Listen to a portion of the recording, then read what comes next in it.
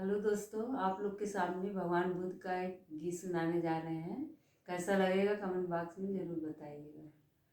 कमल के फुलवा में कवन गुण हो, बुध गईला लो भाई। कमल के फुलवा में कवन गुण हो, बुध गईला लो भाई। गईला लो भाई, बुध गईला लो भाई। गईला लो भाई, बुध गईला लो भाई। कमल के फुलवा में कवन गुण हो, बुध गईला लो भाई।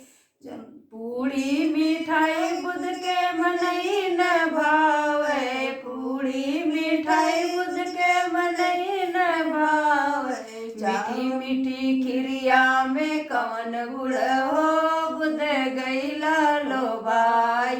मीठी मीठी खिरिया में कवन गुण हो, बुध गईला लो भाई। कमल के फुलवा में कवन गुण हो, बुध गईला लो भाई। पीला पीताम्बर बुध के मनई न भावे। पीला पीताम्बर बुध के मनई न भावे। पंचशील चुनरिया में कवन गुण हो, बुध गईला लो भाई।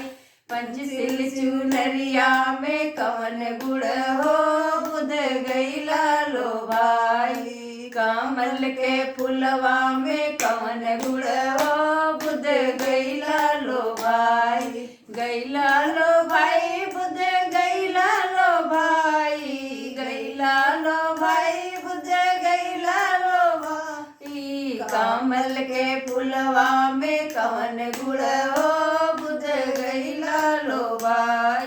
शीश महल बुध के मनई न भावे। शीश महल बुध मनई न भावे। पिपला के छैया में कवन गुण हो, बुध गईला लो भाई। पिपला के छैया में कवन गुण हो, बुध गईला लो भाई। कमल के फुलवा में कवन गुण हो, बुध गईला लो भाई। गईला लो भाई, बुध गईला लो भाई। गईला लो भाई, बुध गईला लो भाई। कमल के फुलवा में कवन गुण